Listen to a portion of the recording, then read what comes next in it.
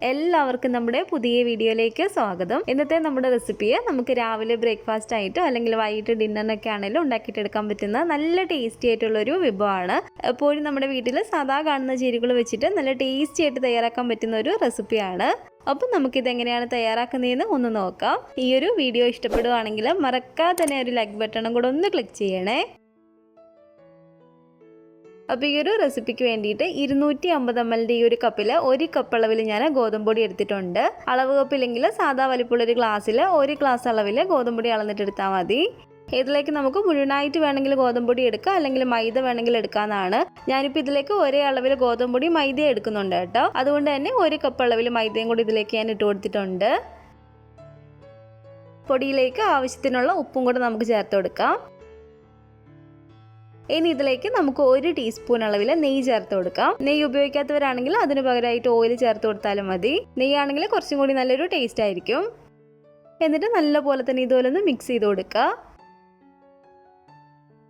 ഇനി ഇതിലേക്ക് കുറച്ച് വെള്ളം ഒഴിച്ച് കൊടുത്തിട്ട് നമ്മൾ ചപ്പാത്തി മാവൊക്കെ കുഴയ്ക്കുന്നതിനേക്കാളും കുറച്ചും കൂടി നല്ല മയത്തിൽ നല്ല സോഫ്റ്റ് ആക്കിയിട്ട് തന്നെ ഈ ഒരു മാവ് നമ്മളൊന്ന് കുഴച്ചിട്ടെടുക്കുക. ഈ ഒരു മാവ് കുഴയ്ക്കാൻ വേണ്ടിയിട്ട് ഞാനിപ്പോൾ ഇതിലേക്ക് പച്ചവെള്ളമാണ് കേട്ടോ എടുത്തിരിക്കുന്നത്.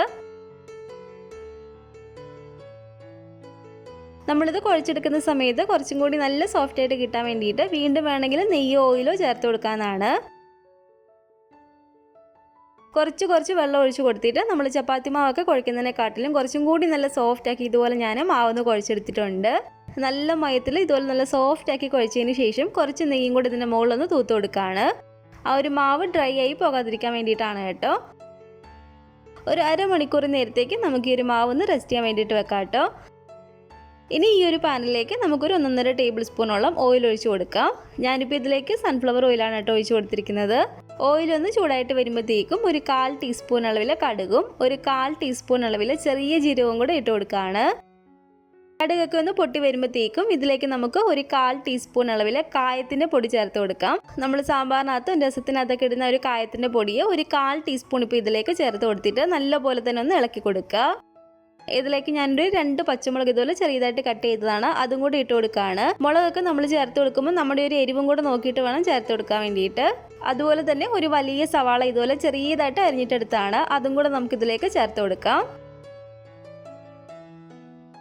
സവാള ചേർത്ത് നല്ലപോലെ തന്നെ ഇളക്കി സവാള ഇതുപോലെ ഒന്ന് വഴണ്ടി വരുമ്പോഴത്തേക്കും ഇതിലേക്ക് ഒരു വലിയ തക്കാളി ഇതുപോലെ ചെറിയതായിട്ട് അരിഞ്ഞിട്ടെടുത്താണ്, അതും കൂടെ നമുക്ക് ഇട്ട് കൊടുക്കാം.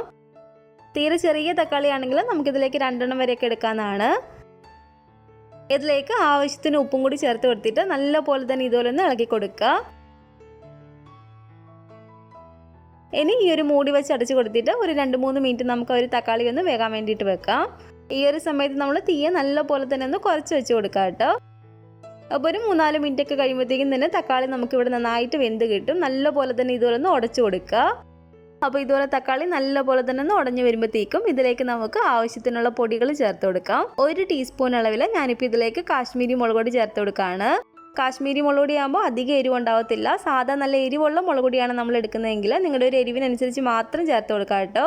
അതുപോലെ 1 ടീസ്പൂൺ അളവിൽ മല്ലിപ്പൊടിയും 1/2 ടീസ്പൂൺ അളവിൽ ഗരം മസാലയും കൂടി ഇട്ട് കൊടുത്തിട്ടുണ്ട്. ഒരു 1/4 ടീസ്പൂൺ അളവിൽ മഞ്ഞൾപ്പൊടിയും കൂടി ഇതിലേക്ക് ചേർത്ത് കൊടുക്കാം. ഇത് 1 ടീസ്പൂൺ അളവിൽ കസൂരി മേത്തിയാണ്, നമ്മുടെ ഉലുവയുടെ ഇല ഉണക്കി പൊടിച്ചതാണ് കേട്ടോ. ഇത് നമ്മുടെ ഉണ്ടെങ്കിൽ തീർച്ചയായിട്ടും ചേർത്ത് കൊടുക്കുക. ഇനി ഈ പൊടികളെല്ലാം കൂടി ചേർത്ത് കൊടുത്തിട്ട് നല്ലപോലെ തന്നെ നമുക്കിതൊന്ന് ഇളക്കിയിട്ടെടുക്കാം. പൊടികളുടെ ഒരു പച്ചച്ചവയൊക്കെ ഇതുപോലെ ഒന്ന് മാറി വരുമ്പോഴത്തേക്കും ഇനി നമുക്കിതിലേക്ക് ചേർത്ത് കൊടുക്കേണ്ടത് ഒരു മീഡിയം വലിപ്പമുള്ള ഉരുളക്കിഴങ്ങ് നന്നായിട്ടൊന്ന് പുഴുങ്ങി ഒന്ന് ഉടച്ചെടുത്തതാണിത്. അപ്പോൾ ഉരുളക്കിഴങ്ങ് പുഴുങ്ങി ഉടച്ചെടുത്തതും കൂടി ഇതിലേക്ക് ചേർത്ത് കൊടുത്തിട്ട് നല്ലപോലെ തന്നെ ഒന്ന് മിക്സ് ചെയ്തിട്ടെടുക്കണം.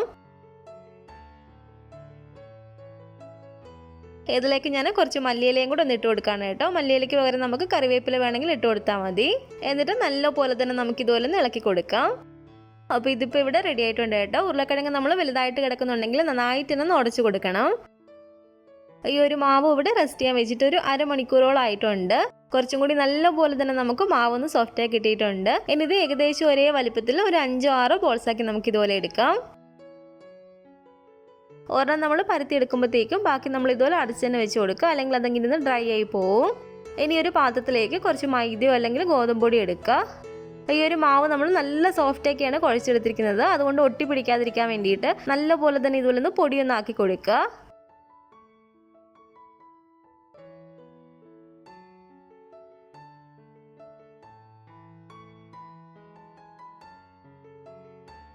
കൈവച്ച് ഇതുപോലെ റൗണ്ടാക്കി ഒന്ന് പ്രസ് ചെയ്ത് കൊടുത്തതിന് ശേഷം നമുക്കിത് നല്ലപോലെ തന്നെ ഒന്ന് പരത്തിയിട്ടെടുക്കാം. ഒരുപാട് നമ്മളിതങ്ങ് കട്ടി കുറച്ചങ്ങ് പരത്തരുത്. കട്ടി കുറഞ്ഞു പോയാലും നമുക്കിതിൻ്റെ ഉള്ളിൽ ഫില്ലിങ് വെച്ച് കൊടുക്കാനുള്ളതല്ലേ. ആ ഒരു സമയത്ത് നമ്മളിത് എടുക്കുമ്പോഴത്തേക്കും പൊട്ടിപ്പോവും. അപ്പോൾ അത്യാവശ്യം ചെറിയൊരു കട്ടിക്ക് തന്നെ വേണം നമ്മളിത് പരത്തിയിട്ടെടുക്കാൻ വേണ്ടിയിട്ട്.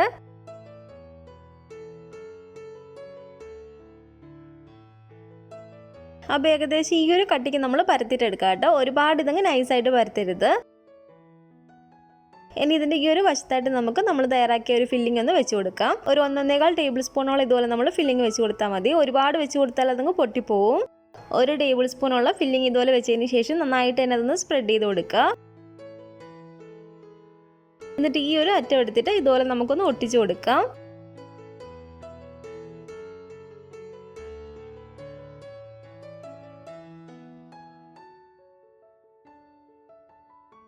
കൈ വെച്ചിട്ട് നമ്മൾ ഇതുപോലെ ഒന്ന് ഒട്ടിച്ചു കൊടുത്തതിന് ശേഷം ആ ഒരു അറ്റം കുറച്ചും കൂടെ ഒന്ന് ഷേപ്പ് ആക്കണമെങ്കിൽ നമുക്കൊരു കത്തിയോ അല്ലെങ്കിൽ ഇതൊരു കട്ടറോ ഉപയോഗിച്ചിട്ടൊന്ന് കട്ട് ചെയ്തിട്ട് എടുക്കാവുന്നതാണ്. അപ്പോൾ ഇത്ര ഉള്ളതായിട്ട് ഇതുപോലെ തന്നെ ഓരോന്നും പരത്തി നമുക്ക് അതിൻ്റെ ഉള്ളിലേക്കൊന്ന് ഫില്ലിങ് വെച്ച് കൊടുക്കാം. നമ്മൾ ഇതുപോലെ ചെയ്യുമ്പോൾ ഓരോന്നും പരത്തിയതിന് ശേഷം അപ്പോൾ ചുട്ടെടുക്കുന്നതാണ് കേട്ടോ നല്ലത്.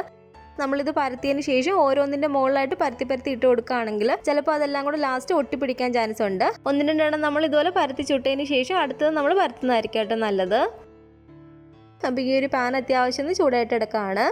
ഈ ഒരു പാനിലേക്ക് ഞാനിത് 2 ഇട്ട് കൊടുക്കുകയാണ്. ഒരു സൈഡ് അത്യാവശ്യം കുക്കായതിന് ശേഷം നമുക്കിതൊന്ന് മറിച്ചിട്ട് കൊടുക്കാം.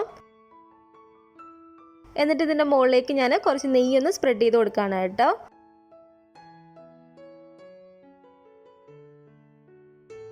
നെയ്യ് നമ്മൾ ഇതുപോലെ സ്പ്രെഡ് ചെയ്ത് കൊടുക്കുമ്പോഴത്തേക്കും കഴിക്കുന്ന സമയത്ത് കുറച്ചും കൂടി നല്ലൊരു ടേസ്റ്റ് ആയിരിക്കും. നെയ്യ് ഉപയോഗിക്കാത്തവരാണെങ്കിൽ മാത്രം നമുക്കിതിൻ്റെ മുകളിലേക്ക് ഓയിൽ വേണമെങ്കിൽ സ്പ്രെഡ് ചെയ്ത് കൊടുക്കാവുന്നതാണ്. ഈ ഒരു സൈഡിൽ നമ്മൾ നന്നായിട്ട് നെയ്യൊന്ന് ആക്കിയതിന് ശേഷം മറിച്ചിട്ട് കൊടുത്തിട്ട് ഈ ഒരു വശത്തും കൂടെ നമുക്ക് നന്നായിട്ട് നെയ്യൊന്ന് സ്പ്രെഡ് ചെയ്ത് കൊടുക്കാം. തീ നമ്മൾ കൂട്ടിയിട്ടിട്ട് ഇത് ഒരിക്കലും കുക്ക് ചെയ്തിട്ട് എടുക്കരുത്.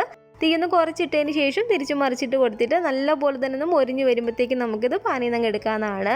ആ ഒരു മാവൊക്കെ നന്നായിട്ട് തന്നെ നമുക്ക് വെന്ത് കിട്ടണം. നെയ്യോ ഓയിലോ നമ്മൾ ഇതുപോലെ സ്പ്രെഡ് ചെയ്ത് കൊടുത്താൽ 2 സൈഡ് നമുക്ക് നന്നായിട്ട് മൊരിഞ്ഞ് കിട്ടത്തുള്ളൂ. അപ്പോൾ ഏതെങ്കിലും ഒന്ന് നമ്മൾ ഇതുപോലെ ഒന്ന് സ്പ്രെഡ് ചെയ്ത് കൊടുക്കാം കേട്ടോ. അപ്പോൾ ഇതുപോലെ തിരിച്ചും മറിച്ചിട്ട് കൊടുത്തിട്ട് നല്ല പോലെ തന്നെ ഞാൻ ഇവിടെ നിന്ന് മൊരിച്ചെടുത്തിട്ടുണ്ട്. ഇതുപോലെ തന്നെ ബാക്കിയുള്ളതെല്ലാം നമുക്കൊന്ന് ചുട്ടിട്ടെടുക്കാം. അപ്പോൾ ഇതെല്ലാം തന്നെ ഞാനിവിടെ ചുട്ടെടുത്തിട്ടുണ്ട്. ആലു പൊറോട്ടയൊക്കെ കഴിക്കാൻ ഇഷ്ടമുള്ളവർക്ക് തീർച്ചയായിട്ടും ഇഷ്ടപ്പെടുന്ന ഒരു റെസിപ്പിയാണ് കേട്ടോ ഇതും. ഇതിൻ്റെ ഉള്ളിലെ ആ ഒരു ഫില്ലിങ്ങിനാണേലും നല്ല ടേസ്റ്റാണ്. നമ്മൾ ആ ഒരു മാവ് കുഴച്ചെടുക്കുന്ന സമയത്ത് നല്ല സോഫ്റ്റാക്കി കുഴച്ചെടുത്താൽ മാത്രം മതി. നല്ല ടേസ്റ്റി ആയിട്ടുള്ളൊരു റെസിപ്പിയാണ് കേട്ടോ. അപ്പോൾ ഈ ഒരു റെസിപ്പി നിങ്ങൾക്ക് ഇഷ്ടപ്പെട്ടെങ്കിൽ തീർച്ചയായിട്ടും ഒന്ന് ട്രൈ ചെയ്ത് നോക്കാം കേട്ടോ. ഉണ്ടാക്കി നോക്കുന്ന സമയത്ത് നിങ്ങളുടെ അഭിപ്രായങ്ങളൊക്കെ മറക്കാതെ തന്നെ നമ്മുടെ കമൻറ്റ് ബോക്സിൽ വന്ന് അറിയിക്കുക. അതുപോലെ തന്നെ നമ്മുടെ ഈ ഒരു വീഡിയോ ഇഷ്ടപ്പെട്ടെങ്കിൽ മറക്കാതെ തന്നെ ഒരു ലൈക്ക് ബട്ടണും കൂടെ ഒന്ന് ക്ലിക്ക് ചെയ്യുക. നിങ്ങളുടെ അഭിപ്രായങ്ങളൊക്കെ കമൻറ്റ് ചെയ്യുകയും ഫാമിലിയും ഫ്രണ്ട്സും ഒക്കെ ആയിട്ട് നമ്മുടെ ഈ ഒരു വീഡിയോ ഒന്ന് ഷെയർ ചെയ്ത് കൊടുക്കുക. പുതിയതായിട്ട് നമ്മുടെ ഈ ഒരു ചാനൽ ആരെങ്കിലും കാണുന്നുണ്ടെങ്കിൽ താഴെ കാണുന്ന റെഡ് സബ്സ്ക്രൈബ് ബട്ടണും കൂടെ ഒന്ന് പ്രസ് ചെയ്ത് സപ്പോർട്ട് ചെയ്യണേ. കൂട്ടത്തിലൊക്കെ കാണുന്ന ബെല്ലൈക്കണും കൂടെ ഒന്ന് ക്ലിക്ക് ചെയ്യുകയാണെങ്കിൽ ഞാൻ പുതിയ റെസിപ്പികളൊക്കെ ഇടുന്ന സമയത്ത് നിങ്ങൾക്ക് അതിൻ്റെ നോട്ടിഫിക്കേഷൻ കിട്ടുന്നതായിരിക്കും. ഇൻഷാല്ലാ വീണ്ടും നമുക്ക് ഇതുപോലെ നല്ലൊരു റെസിപ്പിയായിട്ട് കാണാം.